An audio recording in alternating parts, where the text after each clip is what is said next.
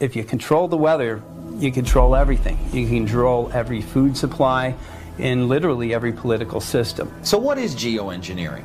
Well, it's simply the manipulation of our weather by foreign agents.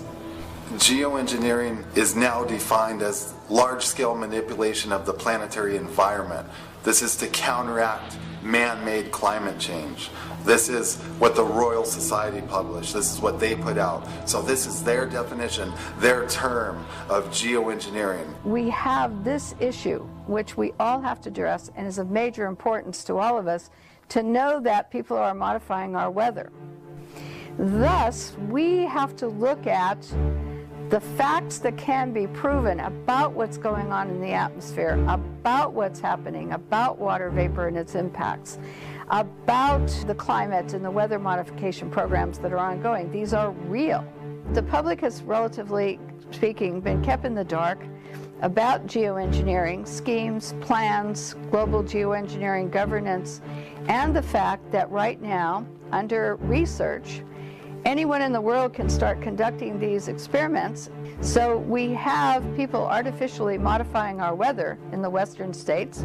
California, Pacific Gas and Electric Company, or the city of Los Angeles. It's being modified by the Texas Weather Modification Board in Texas. Colorado, Idaho, Wyoming, lots of other states are all modifying our weather and changing our climate, with extreme implications. We believe many of them are told that what they're doing is very good for the planet, perhaps saving the planet through this climate remediation.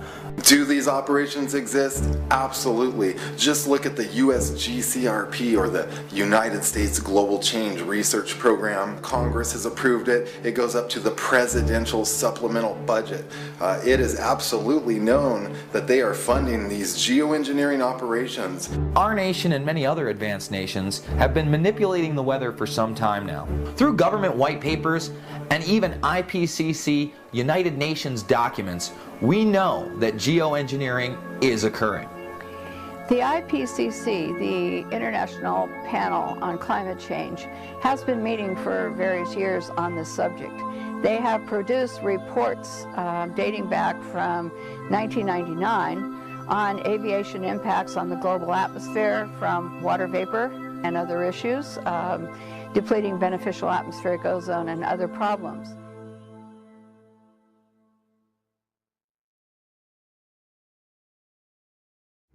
A group of geoengineers, a clique, essentially a small clique, has decided that the answer to our global warming problems are to release particles and chemicals into the atmosphere. David Keith, Ken Caldeira, and a small group of these men affiliated with various universities have promoted this for a long time. One of the things that the geoengineering promoters, this clique, has been doing is that they have been able to keep any voices that would be in opposition to them or want to know about the impacts off the record. In other words, that they have become the experts to go to, and that the public and other people have no say. They go to meetings, they go to U.S. congressional hearings, which were held on geoengineering in 2009 and 2010, 3 of them by the U.S. House Science and Technology Committee. They also went to hearings of the UK Parliament during the same period of time to talk about global geoengineering governance and why these experiments should go forward. One of the people promoting geoengineering is Gregory Benford. One of his papers about doing experiments in the Arctic was that they could conduct these experiments, geoengineering experiments in the Arctic. The people there could live within the experiment. And if any harm came to them, it was okay to sacrifice them in that area in order to conduct this research, because the research was very important for them to do. The other thing he noted in an interview was that you could very easily take a little bit of aluminum and a little bit of barium, and you could produce these clouds and have impacts very easily in the atmosphere. You've got to, in a sense, engineer all these so you get the right kind of clouds for the effects we want. It is called geoengineering, fighting global warming by putting a chemical dust in the atmosphere and reflecting harmful radiation back into space. You could use barium oxide, for example, which makes big fluffy clouds. You could use tiny little bits of aluminum, which is benign in the environment, and essentially manage the climate.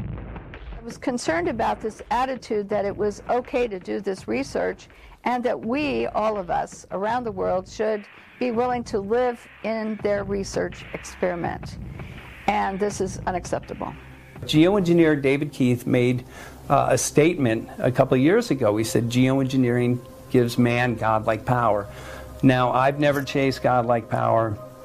Probably very few of the listeners, unless they're the elite who are checking this film out, have not chased godlike power, but it must be one hell of a rush. And I think what most of us can relate to is maybe a relative or a friend who became addicted to a drug. And in that drug addiction, they have put their health and their family members' health at risk in order to get the rush of that drug.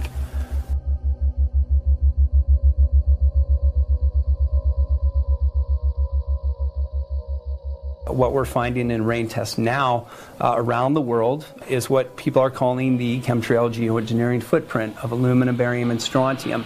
These metals match a number of geoengineering patents that were actually designed to specifically spray these metals out of airplanes into the sky for the stated goal of cooling the planet. They match what geoengineers deny they're spraying but state that they want to start spraying. If we take ground-based tests, for example, it does not prove the source of the pollution that we're finding in our soils, our air, and our water. It only tells us that something is happening which is not good, that aluminum is increasing, that barium is increasing in soil tests, water tests, and that associated problems are there. There is a belief or an opinion that the jets that leave these persistent jet contrails are spraying something into the atmosphere that would impact our health or cause other types of problems. I noticed when I started doing research in 2002 was that the trees in Mendocino County, Lake County, and other areas of Northern California were in extreme decline.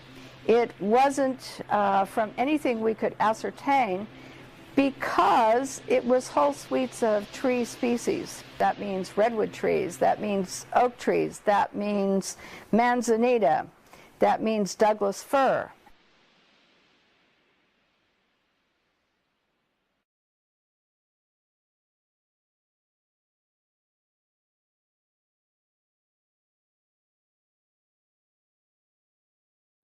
You can see how bad the health of the trees are here because, see, they don't have people in here because they're afraid these trees are going to fall on somebody. This isn't a construction area. What are they constructing? I don't see anything they're constructing. But you can see that every other one in this area, when you look up toward the top, it has so much dieback and death on it. Every tree in this area is dying or in some sort of decline. You can see right in here, this is the sign of aging and these curled up branches right here. This is all sign of that this tree wasn't in good health. It's doomed to come down at some point. If you can see the dead branches internally all along here. Every one of these trees is sick, all the way down. Technically, it's not safe to be in here because, see, this tree fell over, see right here? This tree actually fell over because once it gets so dead, they just can't stay up and they fall over. Now, every one of these stumps, when you were here, had a living tree on it. Declining, but a living tree. If you look at this tree right here, you can see it's dying from the inside out. If you look here, this is all dead branches. They'll just fall off eventually. Here you've got Stump City.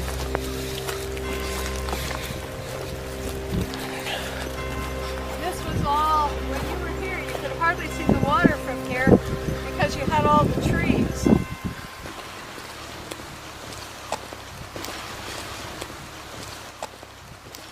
I mean, this is the most gorgeous wood, but if you notice that every angle that's exposed to the air on the top, these are dying. And you can see all the way down that what's under the underside is not impacted, but that the branches and anything exposed to the top are starting to die. So, no matter where you go on this manzanita, see here?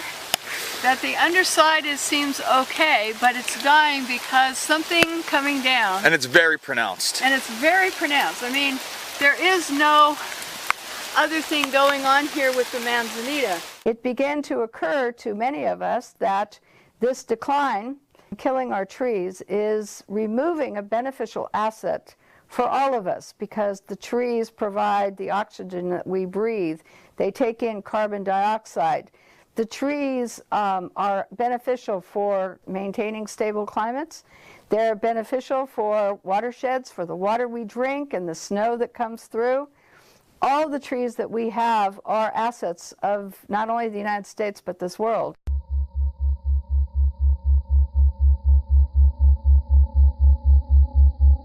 At this time, there is absolute admissions by NASA that persistent jet contrails and the man-made clouds they produce are having an impact on climate. So when NASA gets involved with the military in atmospheric releases of aluminum oxide, trimethyl aluminum, and other particulates, they know that this will have a reflective quality, that the particles will stay in the atmosphere for some period of time before they come back to Earth, and that this will reduce the amount of direct sunlight reaching the Earth. If we rely on the belief system that we believe this without factual proof, then we're in trouble, because everyone is going to think that we're a nutcase. And that's what the astrobiologists at NASA say about people who believe in chemtrails. They say, well, we don't have any proof, we're nutcases. And therefore, our voices are marginalized and have been since the 1990s. Starting in 1996, the U.S. Air Force declared that chemtrails was a hoax. The EPA, all of our government agencies had declared that it was an internet hoax, a conspiracy theory. And thus, since I can't define the word chemtrails, as there's no definition legally except hoax, I declined to use this term because it would marginalize my voice and the voices of those using it. The one thing we know and can prove is that rocket programs and atmospheric releases from rockets from the military and NASA and other agencies are releasing particles and chemicals into the atmosphere which can have negative effects on us. Some of the same that are said to be released by jets leaving persistent jet contrails. Well, the Air Force has been wanting to control the weather for some time. In fact, they wanted to force multiply storms. They wanted to be able to create droughts, create rainfall. Rainfall didn't exist. In fact, in Bosnia, when they were doing the war in Bosnia, they were actually seeding the clouds so that there would be no fog in the area. There's a military document called Owning the Weather by 2025. That's an expressed interest of our military. Aerosols are required to corporatize and control our weather. What we see in the sky on a regular basis, these long white trails that do not dissipate, they actually form artificial clouds and block the sun, is an expressed goal of geoengineers. Aerosols are discussed in these papers time and time again. So what are these aerosols? They talk about how they need to spray these metal particulates less than 2 microns in diameter into our upper atmosphere to shield us from radiation, and this is supposed to be good for us. David Keith talked about using aluminum oxide to be released by small airplanes or jets, and he talked about having to use water vapor as the medium, whereby an aluminum oxide gas could be sprayed into the water vapor produced by jets, and that the rate of flow, by controlling it, they could control the size of the particles. And the smaller the particle size in controlling this process, the longer these particles would remain in the atmosphere. The metal particulate, which are nanoparticles, they act as what's called cloud condensation nuclei. So when they're introduced into the atmosphere, instead of water, when it evaporates, condensing and forming as clouds, it will actually condense on this metal particulate, and instead of falling as rain, it drifts.